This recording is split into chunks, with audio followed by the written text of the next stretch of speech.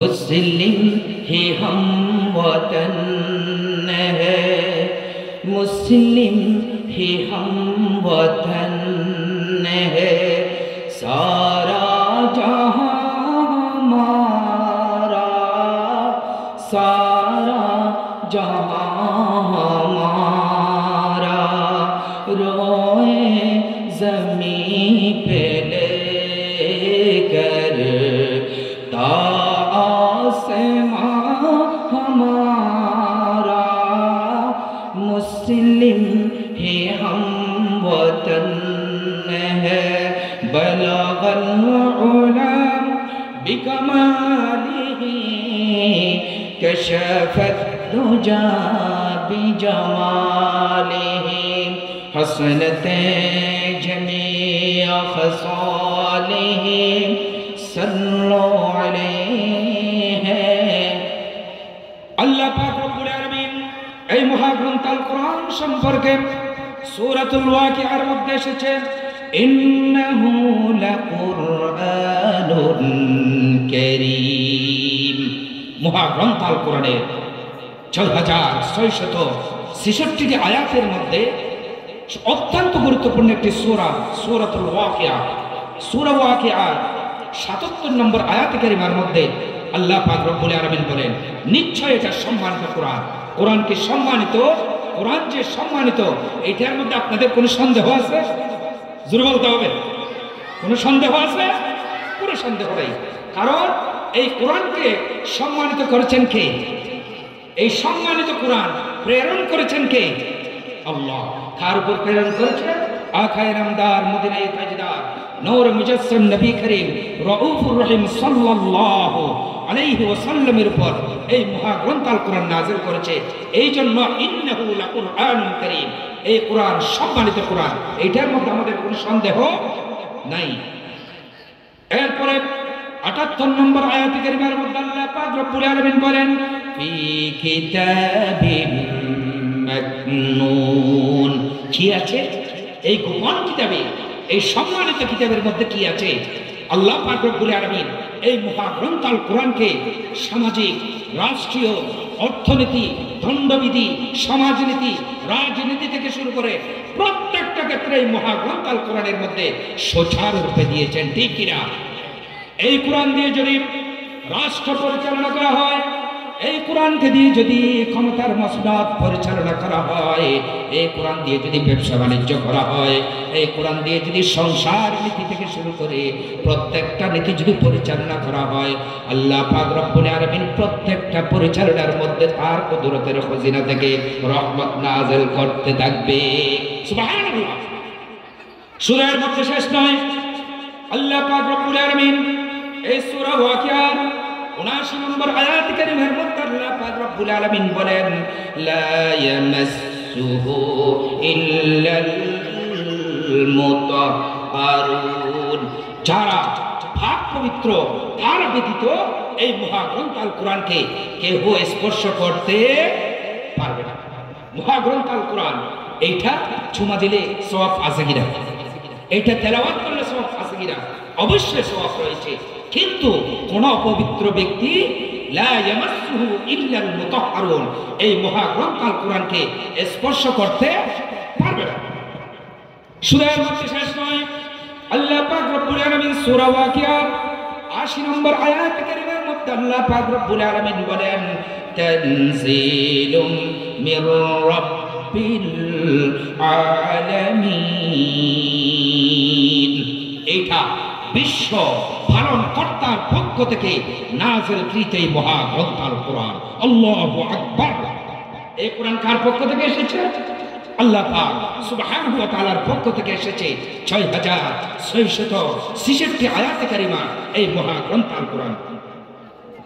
সূরার মধ্যে শেষ আল্লাহ পাক রব্বুল আলামিন ৮১ নম্বর আয়াতে কারিমা সূরা ওয়াকিয়ার আল্লাহ পাক রব্বুল আলামিন বলেন, আফা বিহাযাল হাদিসি আনতুম মুদহিনুন। তবু কি তোমরা এই বাণীর প্রতি শৈথিল্য প্রদর্শন করবে? আচ্ছা বলুন তো, এই মহাগ্রন্থ আল কোরআনের ব্যাপারে আমাদের কি কোনো সন্দেহ আছে? কোনো ধরনের সন্দেহ নেই, কোনো শৈথিল্য একেবারে গ্রহণ করা যাবে না। মহাগ্রন্থ আল কোরআন যা কিছু বলেছে, মহাগ্রন্থ আল কোরআনের মধ্যে যা লেখা রয়েছে, প্রত্যেকটা জিনিস সুচারুরূপে মানার নামই হলো কি মহাগ্রন্থ আল কোরআনকে অনুসরণ অনুকরণ করা। সুবহানাল্লাহ। সম্মানিত হাজরিন, এবার আসলে মহাগ্রন্থ আল কোরআনের এই বাণী সম্পর্কে মক্কার মধ্যে একটি জায়গা ছিল, ওই জায়গার নাম হলো দারুন নাদওয়া। এই দারুন নাদওয়ার মধ্যে উতবা, শাইবা, আবুল বখতারি, বখতানাসার, আবু জেহেল, আবু লাহাব, ওরা তো সবাই ভালো মানুষ ছিল না? ওরা কি ভালো মানুষ ছিল? না, ওরা কাফের ছিল এবং ওরা শয়তান ছিল। ওরা সব সময় রাসূল করিম সাল্লাল্লাহু আলাইহি ওয়াসাল্লামের বিরুদ্ধে ষড়যন্ত্র, মহাগ্রন্থ আল কোরআনের বিরুদ্ধে ষড়যন্ত্র, এই ষড়যন্ত্রের ছক আঁকার জন্য ওরা চিন্তা করলো মুহাম্মদ সাল্লাল্লাহু আলাইহি ওয়াসাল্লাম যেই বাণী চতুর্দিকে শোনায়, এই বাণী কিভাবে বন্ধ করা যায়, এটা ষড়যন্ত্র করার জন্য দারুন নাদওয়ার মধ্যে একটা বৈঠক, একটা সমাবেশ হলো। ওরা চিন্তা করলো মুহাম্মদের এই কোরআনের দাওয়াত, আলাইহি ওয়াসাল্লামের এই কোরআনের দাওয়াত কিভাবে বন্ধ করা যায়। এরপর ওরা সিদ্ধান্ত নিল এই কোরআনকে কিভাবে বন্ধ করা যায়। সবাই একতাবদ্ধ হয়ে আরবের সবচাইতে বড় কবি, বড় সাহিত্যিক ওয়ালিদ ইবনুল মুগীরাকে ডাক দিলেন। ওয়ালিদ ইবনুল মুগীরাকে বললেন, আপনি তো হলেন আরবের মধ্যে সবচাইতে বড় কবি, বড় সাহিত্যিক। মুহাম্মদ সাল্লাল্লাহু আলাইহি ওয়াসাল্লামের কাছে যারা যায়, যারা তার এই পবিত্র মুখের বাণী শুনে তারা তার দলের মধ্যে চলে যায়। আপনি একটু গিয়ে দেখেন মুহাম্মদ সাল্লাল্লাহু আলাইহি ওয়াসাল্লাম কি বলে। এইটা বলার সাথে সাথে তৎকালীন আরবের সবচাইতে বড় কবি, বড় সাহিত্যিক ওয়ালিদ ইবনুল মুগীরা মুহাম্মদ সাল্লাল্লাহু আলাইহি ওয়াসাল্লামের দরবারে যাওয়ার জন্য প্রস্তুতি গ্রহণ করলেন এবং গেলেন। তখন মুহাম্মদ সাল্লাল্লাহু আলাইহি ওয়াসাল্লাম তার দরবারে সাহাবীদের উদ্দেশ্য করে কোরআন এবং হাদিসের আলোকে তাকরীর পেশ করতেছিলেন। আল্লাহ নবীর পবিত্র বাণী সবাইকে শোনাচ্ছিলেন। ঠিক এই সময়ের মধ্যে ওয়ালিদ ইবনুল মুগীরা রাহমাতাল লিল আলামিন সরদারে আল কওনাইন মুহাম্মদুর রাসূলুল্লাহ সাল্লাল্লাহু আলাইহি ওয়াসাল্লামের পাক দরবারে গিয়ে হাজির হলেন। রাসূল করিম সাল্লাল্লাহু আলাইহি ওয়াসাল্লামের পাশে বসা খলিফাতুল মুসলিমিনগণ তখন উপস্থিত ছিলেন। হযরত ওমর, হযরত উসমান, হযরত আলী, এমনকি হযরত সাইয়েদনা আবু বকর রাসূল করিম সাল্লাল্লাহু আলাইহি ওয়াসাল্লামের পাশে ছিলেন। সাইয়েদনা ওমর রাসূল করিম সাল্লাল্লাহু আলাইহি ওয়াসাল্লামকে উদ্দেশ্য করে বললেন, ইয়া রাসূলুল্লাহ, ইয়া হাবিবাল্লাহ, ওয়ালিদ ইবনুল মুগীরা এইদিকে আসতেছে। তখন রাসূল করিম সাল্লাল্লাহু আলাইহি ওয়াসাল্লাম ওমরকে হাত নাড়িয়ে বললেন, ওমর স্টপ, রাখো। তৎকালীন আরবের বড় সাহিত্যিক, বড় কবি রাসূল করিম সাল্লাল্লাহু আলাইহি ওয়াসাল্লামের কাছে এসে একেবারে পিছনে বসলেন। রাসূল করিম সাল্লাল্লাহু আলাইহি ওয়াসাল্লাম ওয়ালিদ ইবনুল মুগীরাকে কোনো কথা বলার সুযোগ দিলেন না। মহাগ্রন্থ আল কোরআনের সূরা নাহলের 90 নম্বর আয়াত কেন তিলাওয়াত করলেন। রাসূল করিম সাল্লাল্লাহু আলাইহি ওয়াসাল্লাম ওয়ালিদ ইবনুল মুগীরাকে উদ্দেশ্য করে বললেন, সূরা নাহলের 90 নম্বর আয়াত কারিমা, ইন্নাল্লাহা ইয়া'মুরু বিল আদলি ওয়াল ইহসান ওয়া ইতা'i যিল কুরবা ওয়া ইয়ানহা 'আনিল ফাহশা'i ওয়াল মুনকারি ওয়াল বাগই ইয়া'ইযুকুম লা'আল্লাকুম তাযাক্কারুন। রাসূল করিম সাল্লাল্লাহু আলাইহি ওয়াসাল্লামের পবিত্র জবান দিয়ে যখন এই বাণী শুনলেন, তৎকালীন আরবের সবচাইতে বড় কবি, বড় সাহিত্যিক উনি চিৎকার করে বললেন, আল্লাহ ইন্না লাহু লাহালাওয়া ওয়া ইন্না আলাইহি লাতালাওয়া। হে নবী, আপনি যা কিছু আপনার পবিত্র জবান দিয়ে আপনি তেলাওয়াত করেছেন, এইটা শুনতে বেশি মিষ্টি, বেশি মজা, এবং এইটা অর্থগুলি স্বর্ণের পাতা তুলল।